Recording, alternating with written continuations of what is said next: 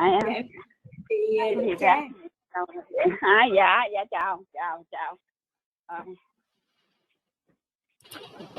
Okay, I will get started and we'll stop to take another roll call, like maybe midway through. Okay, so I put on the screen if you can see. I'm aware that some of you can't see, so I'll go ahead and read it. Our lesson today is taking the three refuges. Refuge are there's three.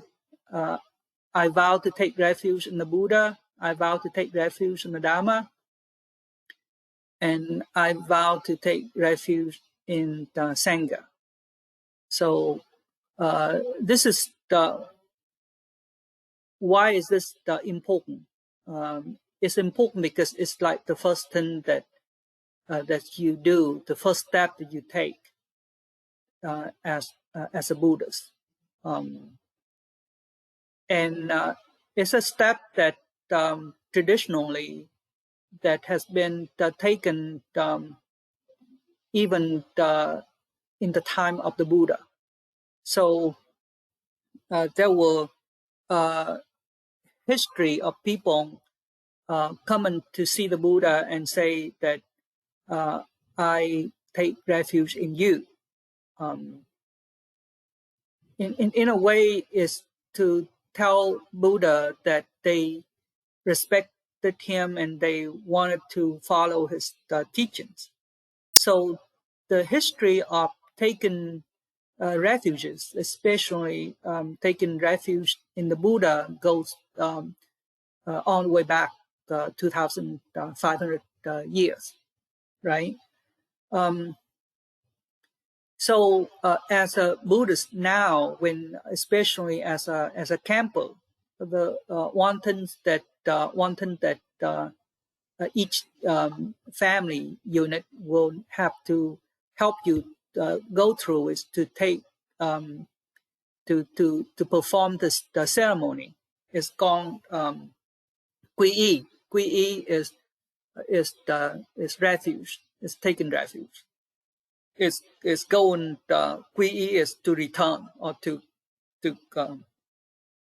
go back, and you go back to your Buddha nature. You go back to the Dharma, which is the teaching of the Buddha, and you go back to the Sangha, which is the monastic community of the people who follow the Buddha.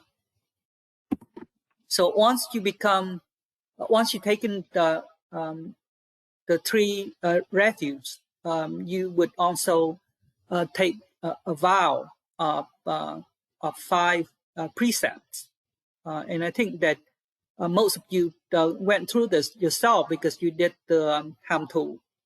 Well, all of you basically ham tu, so that you and you did very well on that question. So I don't need to go through it again. But so when you take when you taken the three refuges, you become disciples of the Buddha. That you, from that point on, you vow to follow the Buddha, you vow to follow the Dharma and the Sangha, and live in a life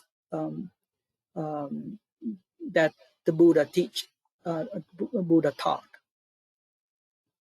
and not doing bad things, and not killing, not committing sexual misconduct, not lying, not the 5 precepts. So you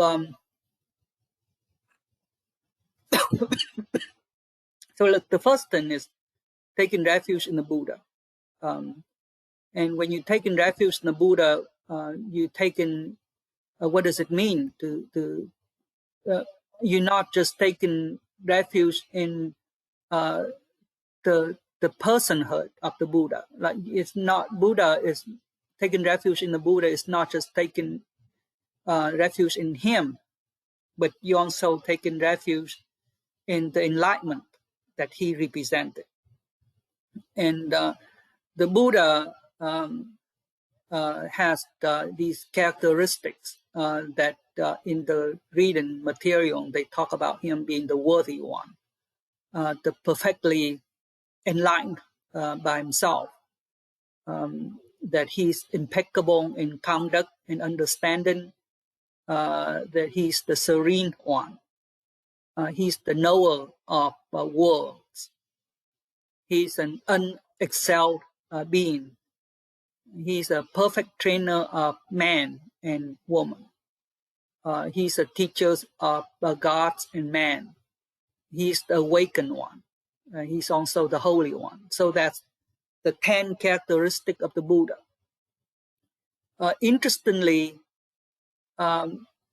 taking refuge in the Buddha also means that you believe in yourself, because according to the Buddha,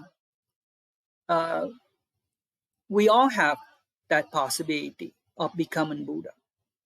We all have the possibility of having all those 10 characteristics of a Buddha, and you can accomplish it, you can achieve it. And that's the unique thing about Buddhism, is that other religions tell you that there's a God and that you have to respect that God. Buddhism is a little bit different. It's saying that there's a Buddha, but there's also a Buddha nature in all of us. We all could be Buddha. We all can have enlightenment. So that's also a belief in yourself. Believe in and when you believe in the Buddha, it takes you to the next refuge, which is the taking refuge in Dharma, in the Dharma. Because if you believe in the Buddha, you have to believe in what the Buddha said, right? So that's the Dharma. But there's a different meaning to it. It's not just you have to believe in the teachings itself. You have to practice it. So that's one thing that a lot of people don't understand. They're thinking, oh, I believe in the Dharma, it means I have to just read the Buddhist text and believe in it, But there's an extra component to it, is that you have to practice it.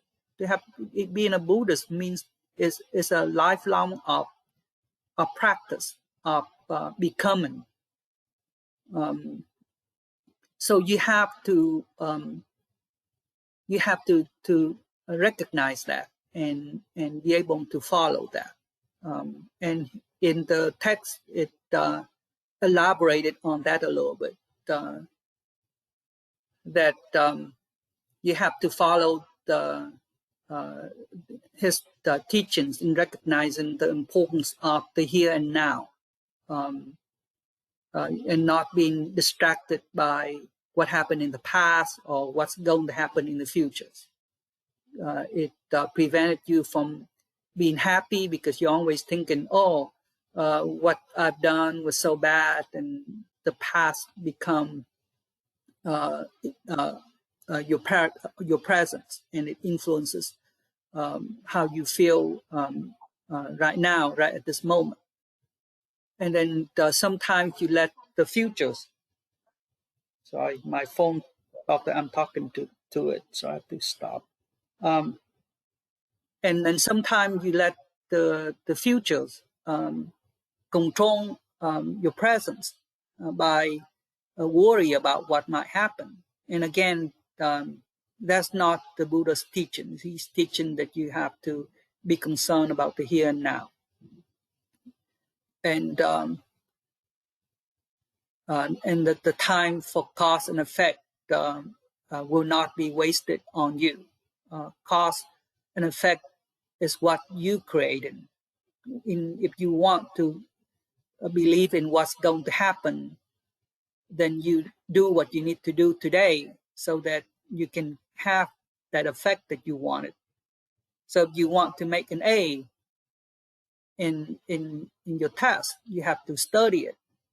There's no reason to sit and worry what grade you would make on that chemistry exam if you don't study.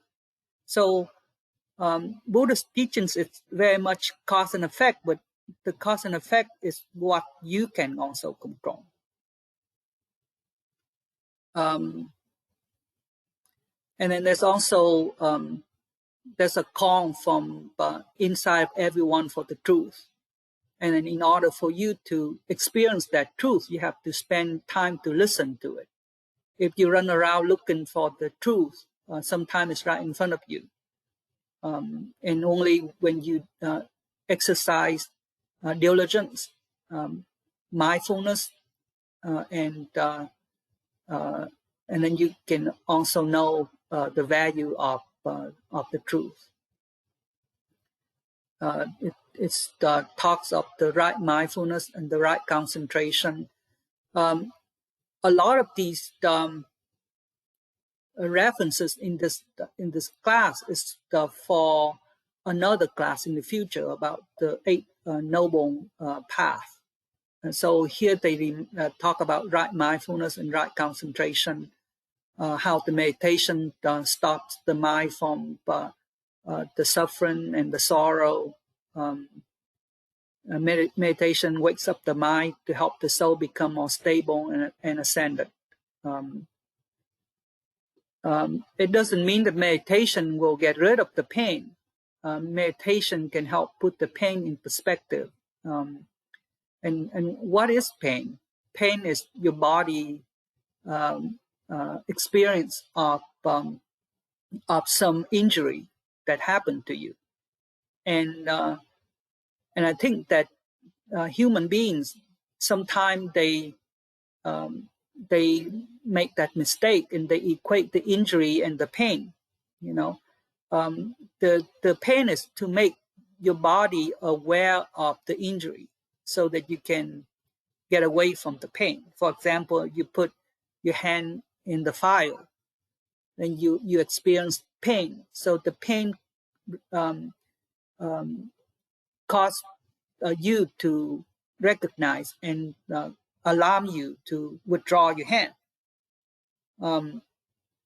But then people, when they have pain, they equate that pain with their own experience and with their own being. And the pain is just a reaction. So in meditation, what you can do is you can sometimes separate that pain and the injury that happened to you. And that's maybe for a future lesson. And also having the Dharma can also help you with your own verification. Again, here we talk about Buddhism as a religion. It doesn't have like these tenets, these 10 thou shalt not do this and thou shalt not do that. You know, it's for you to verify, for you to understand, and for you to check. There's an acronym there's a lot of Buddhist teachers use. It's called the RAIN acronym. It's an abbreviation. So RAIN is RAIN, right? So RAIN is recognize. And you have to recognize what's going on. And A is allow. You have to allow your body to accept that that's what's going on. And I is to investigate. The investigation is also unique to Buddhism. It questions you. It allows you to go and search for the truth, because the truth may not be the same for everybody. You know, so I is that investigation, and N, once you investigate, then you nurture. Nurture is that you use your compassion to sustain yourself, sustain you either through pain or through suffering, but you don't neglect what's going on. Sorry, I'm in the chùa and there's a múa lân going on outside. They're practicing lion dance. So if you hear drums, that's what's going on. So I'm going to stop here for a minute and before I go to the last, the refuge, the Sangha, and see if anybody has any question. We don't have a features where you can raise your hand or anything like that. So if you have any question, you can just raise your voice and talk. Okay. You have any questions so far?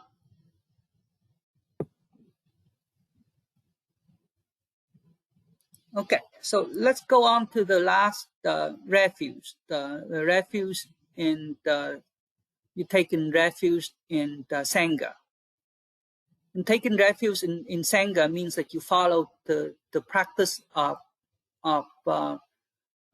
if you follow the Dharma, that means that you have to also believe in the people who practice the Dharma, right? So, and the people who practice the Dharma are members of a Sangha, like the monks and the nuns.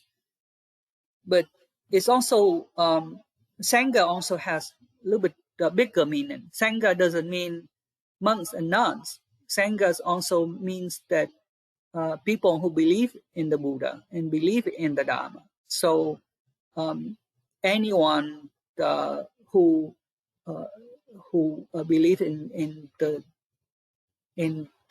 that can become part of the Sangha. So we are too a Sangha. Gia đình Phật tử is a Sangha. Minh Đức, gia đình Phật tử Minh Đức is a Sangha. Gia đình Phật tử Nguyên Thiều is a Sangha. Gia đình Phật tử Từ Bi, Linh Sơn, Phật Pháp, gia đình Phật tử Viên Giác. You are all part of your own Sangha, and you can also be part of a bigger Sangha.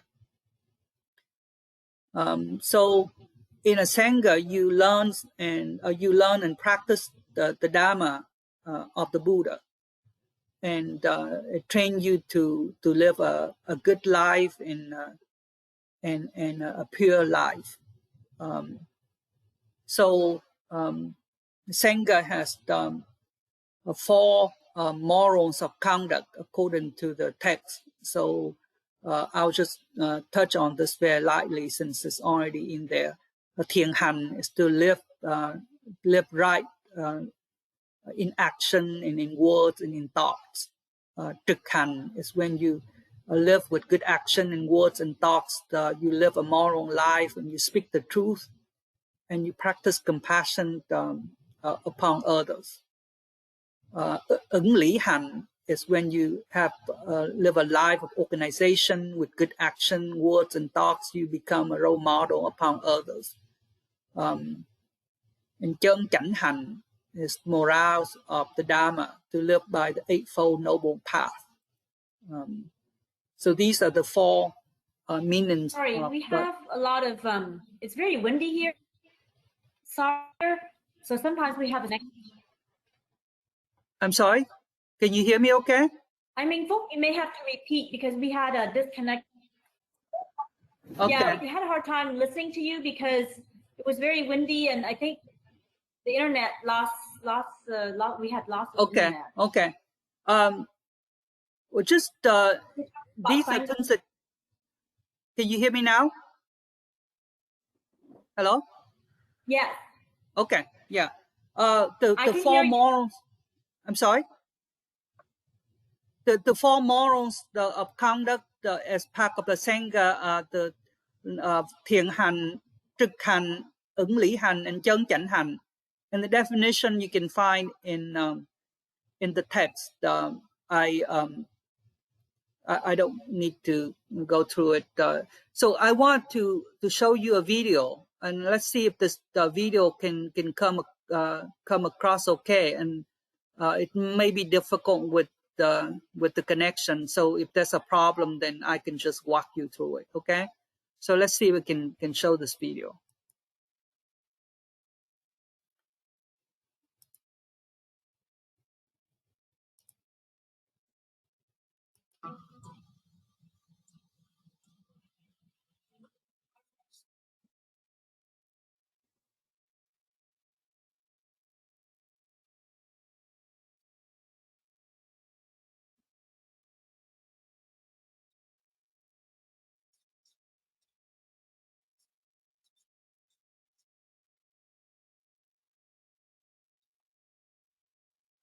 We can see the video, but we can't hear.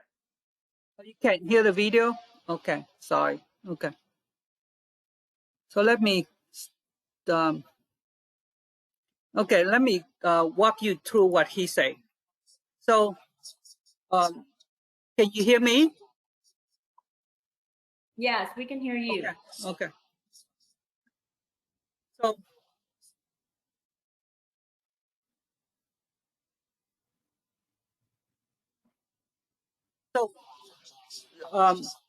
this is he's talking about the 3 refuges. You can say it in Pali, and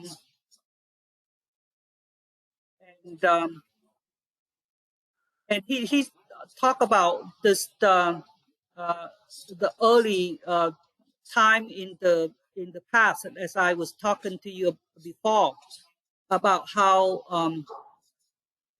how these things were in the time of the Buddha, because back then with the Buddha, he has to have a Sangha to protect his Sangha. In order to popularize his Sangha, you have to have people who belong to a Sangha, and people who give alms, give support to the Sangha. So given the 3 refuges is just another way to get support for the religions and the Sangha back then. And it's also the healthiest and the best way to approach the world.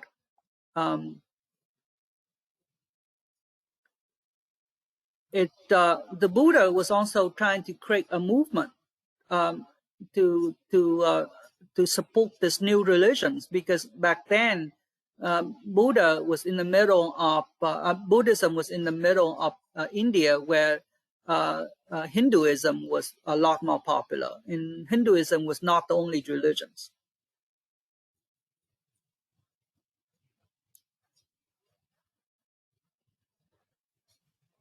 So the first thing is taking refuge in the Buddha. In the secular context, we can understand taking refuge in the Buddha as taking in refuge in a way of practice of living your life, and how you can reduce stress. You can how to reduce the get serenity in life, and sometimes get enlightenment for yourself. And the fact that when you're talking about things like that, I think people might ask that, Minh Phúc, I can't be like Buddha. I can't get enlightenment. But you never know, right? I mean, it may not happen in this lifetime. It may happen in this lifetime, or it may happen in the next lifetime, or in the future. The nice thing about that is, for example, when you talk about like when you take a test. For example, when you take a test and you're thinking, what I want to do is I want to be able to get on the questions answer correctly, right? So if you thinking like that, think of this is not a good analogy, but I'm just trying to give an example so that you can understand better. For example, when you take a test, you're thinking, I want to answer on the question, and I want to have the correct answer to all the questions. No one take a test and thinking, well, I don't want to answer. I only want to answer the 10 questions correctly. I only want to answer 90 questions correctly. That's not how most people think. Most people, when they answer a question, they think, oh, I'm going to give a correct answer to that. And the same thing with, but the point here is that, I mean, can you actually get all the questions answered correctly in every test? No, right? Because you can only get most of it. Hopefully, you get enough to get a good grade, like get an A. But most of the time, you don't get all the answers correctly. But you still strive for it. You're still trying to get to that. When you give an attempt, you want to accomplish that. And in a way, enlightenment can be the same way. You can make a good attempt on it.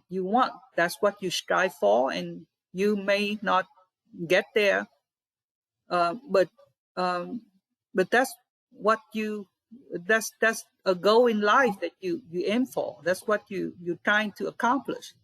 So so that's what he's trying to explain here. Let me see what else. I'm just going to listen a little bit more and I'll stop. I think he has some good points that I thought I would might be able to let you see, but apparently you can't hear. Let's see.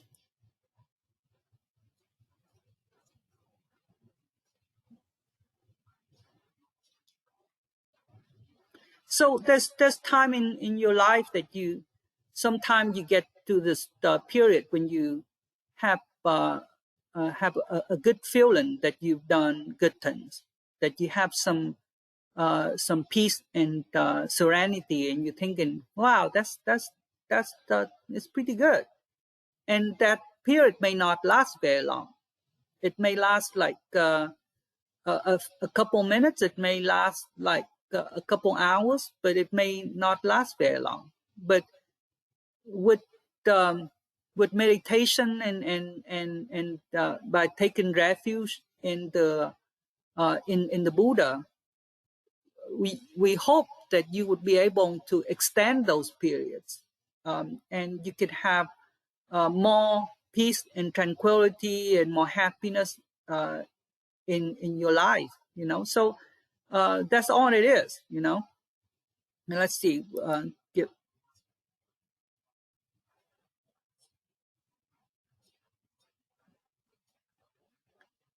So I'm going to just stop right now because so there's another thing that I want to say before we end the lesson, and I'll stop and see if you have any question. As far as the enlightenment, our fourth patriarch, he's the leader he's the deceased leader of the Unified Buddhist Church of Vietnam, right? And he's the leader of Buddhism in Vietnam and Vietnam overseas. He said something that I was reading earlier today that I thought that was very interesting, because he in his teaching, he envisioned enlightenment as something that you are destined to have. It's like it's something that he believed that you will eventually have. It's something that we are going along the path of eventually getting that enlightenment. and it's just a matter of when. It's just a matter of how soon that can happen. So to me, that's a very optimistic and very very useful way for me to hear that, and I'm thinking that's nice. I can dig that. You know, I can understand that. I can that's given me hope, because sometimes when you go through life, you're thinking this is just way too difficult. But when you look at it that way, you're thinking, well, you know, that's pretty cool. I mean, we eventually will get there. It's just a matter of when, and it's just a matter of how much work you want to put in right now to get there. And I think that I believe that if you put in work and you starting out at a very young age, and I think most of you are starting out before I started out. So I think that you have, I believe, good things will happen. I believe, I strongly believe in the future that you will have, and I think that then think if you stay on the path, I think you would have a very happy life. So let me stop and see if you have any question, and or if you don't have any question, then I can ask if chị Diệu Đức and chị Liệu Trang have anything to add.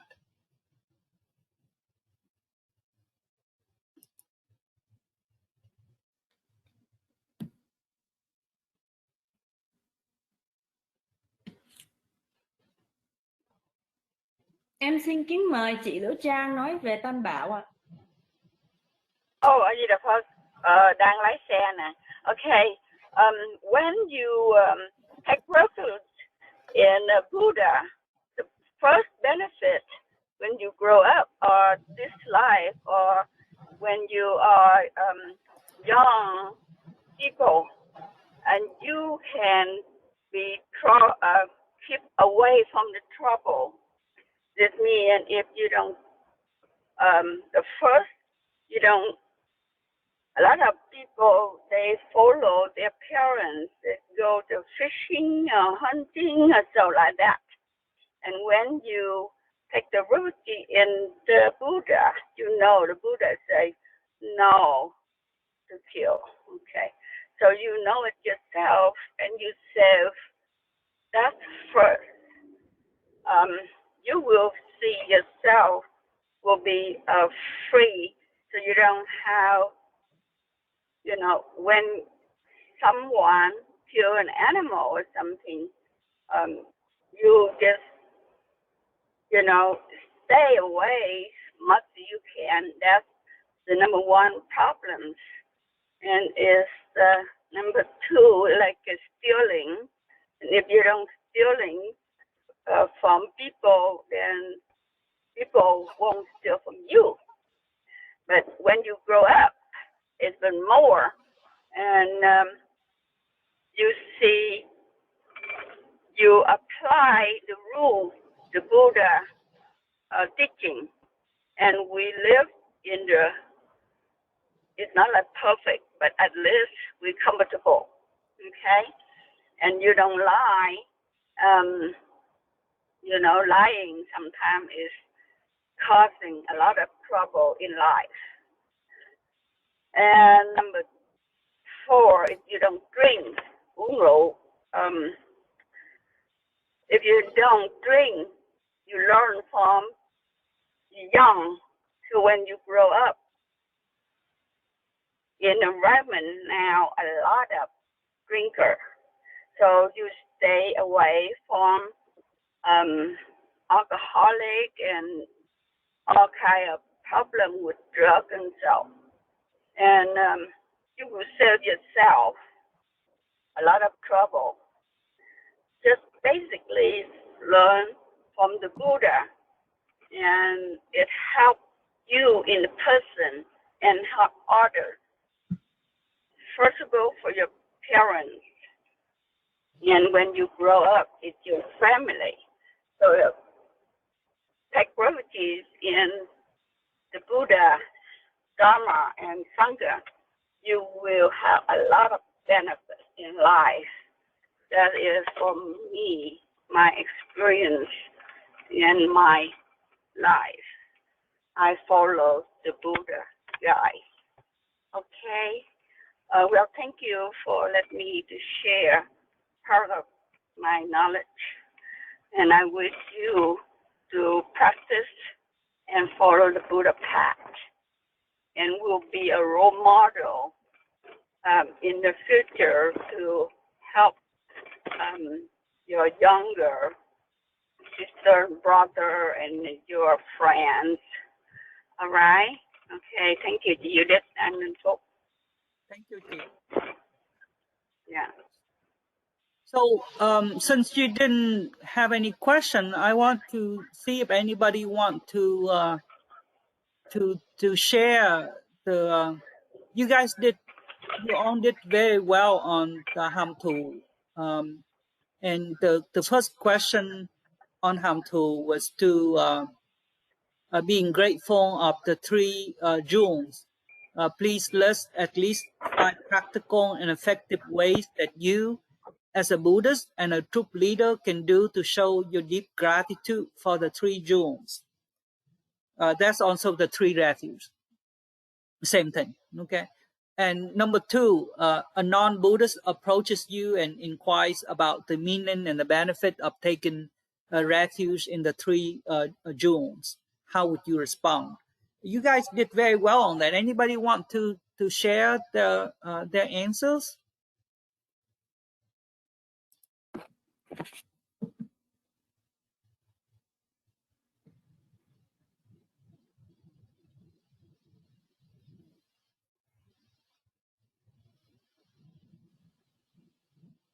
How about you, Justacia? You want to share the answer that you gave me on that? I think you got 100% on it. I don't remember my answers. I don't remember your answer. Okay. I mean, you want to read out some of the answers? Okay. Okay. So let's see.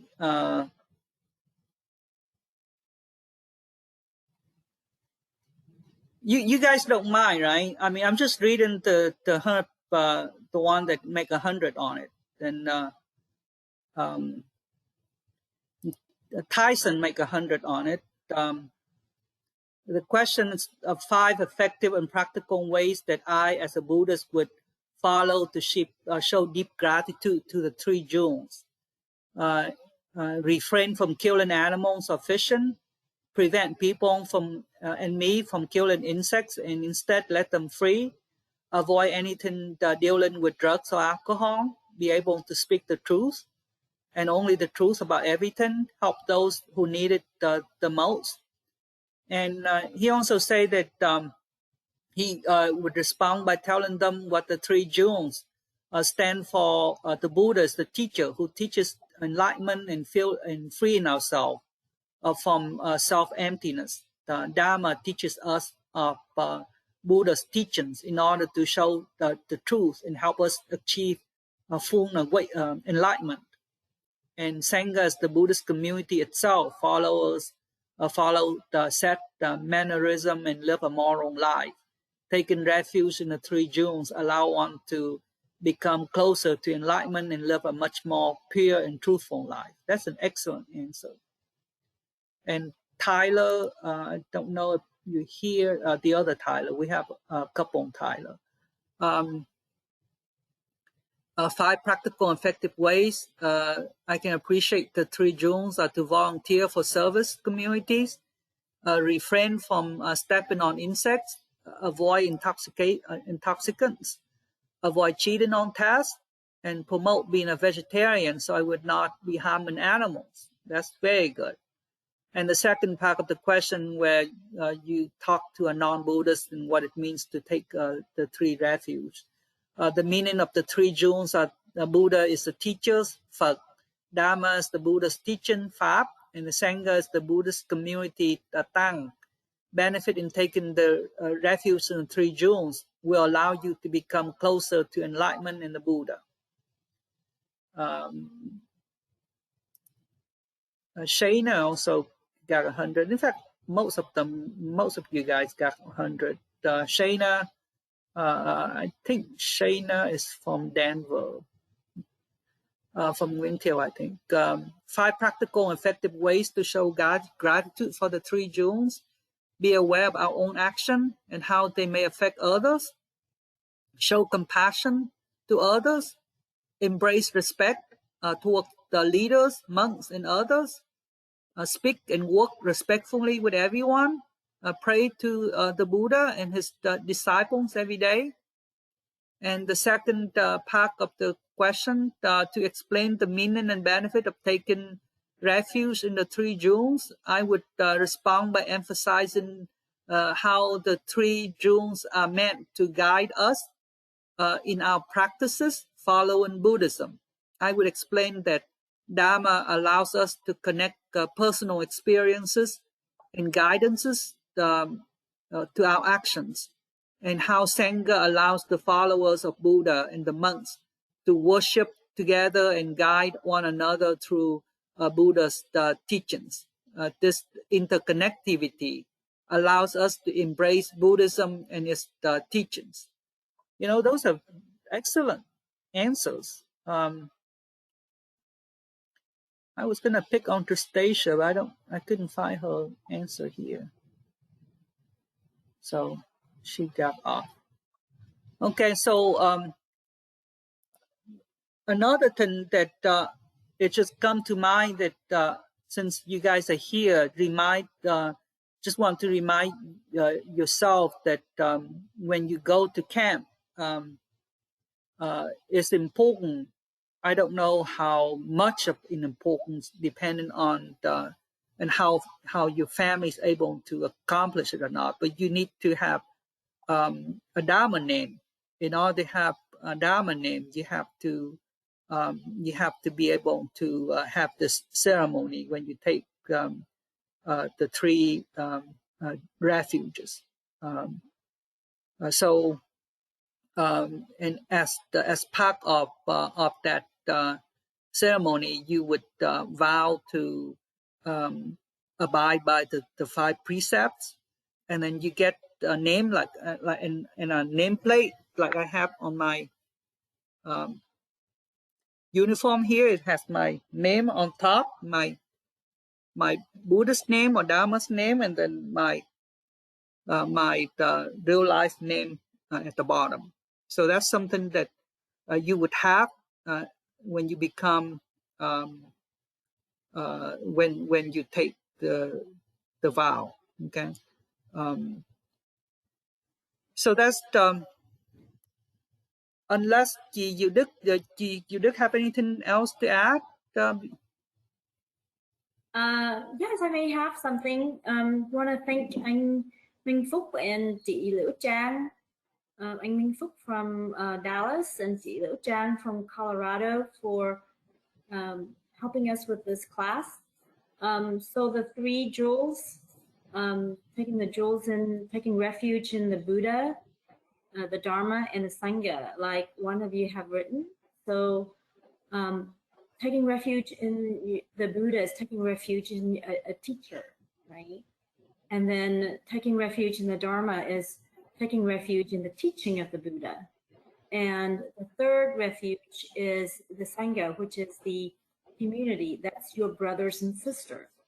So it's a 3-layer taking refuge. So that way you have, oftentimes when I was reading the Dharma, and I'm thinking, you know, I know how to read, and there are a lot of Dharma books out there, and I think that I don't need anything else, which is not true. So here, the Buddha is telling you to be more balanced in how you go about being enlightened, and how you go about getting to know his teaching. Getting to know his teaching is not just reading the Dharma, and is not just getting it from your teacher, and is not just getting from sharing with your brothers and sisters. It is a combination of all 3. It means that you're able to receive teachings from your teacher, and you can also read on this from his teaching, and you're able to share how a Buddhist go about living their life as a way of life with your brothers and sisters. So I hope that when you take in the refuge, that it also gives you, leads you to another theory in Buddhism, which is called the middle way, which later on in your Buddhist studies we will guide you as well. That's yeah, taking the refuge in the three, in the Buddha, the Dharma, and the Sangha provides you the whole totality of how one should practice Buddhism. And I like to quote something the Buddha said roughly, because my translation may not have all the meaning that he said, but he said that the most important thing is the fellowship as you go on this path. So the fellowship is your friends, like you Đức saying, the friends that help you to learn together and to study together, and that's maybe more important than anything else. That's the fellowship and that's the one that we create in here today through gia đình Phật tử, through each one of huynh trưởng at each unit, at Minh Đức, at Nguyên Thiệu, at other family. That's the fellowship that's being created. That's the Dharma that's being created. That's the way of life that the Buddha wanted us to follow. And I can tell you, as somebody who's a lot older than you guys, that's one of the most important fellowship that I cherish. And the same thing that true with other people who wear the same uniform that I do. When they see my uniform, they instinctively see me as a friend, as a brother, as somebody who they know what I've been through because they've been through it. They know what I believe in because that's what they believe in. And I have big brothers that and big sister who I've never met, but they see me and they say, "Come, stay at my place." There's a key under the mat. You can go into my house anytime. So that's the cool thing about being in a fellowship of Buddhists, of gia đình Phật tử. Okay, so if I can ask chị Diệu Đức, since she started, if you can hồi hướng for us, and then we'll take a break, and I think the next class for Bậc Tri is starting in 5 minutes, and then I will meet you guys again in 2 weeks. And camp is it's only 2 months away. Remember, you also have Ham Thu. This is the second pack of Ham Thu. Ham Thu has 2 packs. The first pack you've done extremely well. I want you to, and some of you have already completed Ham Thu, the second Ham Thu, the second self-study. When you did the first pack, some of you guys didn't stop. You just kept going. So you completed the second pack on already. But those of you that haven't done it, remember to do it. Okay? And I'll see you in 2 weeks. Mời chị Diệu Đức.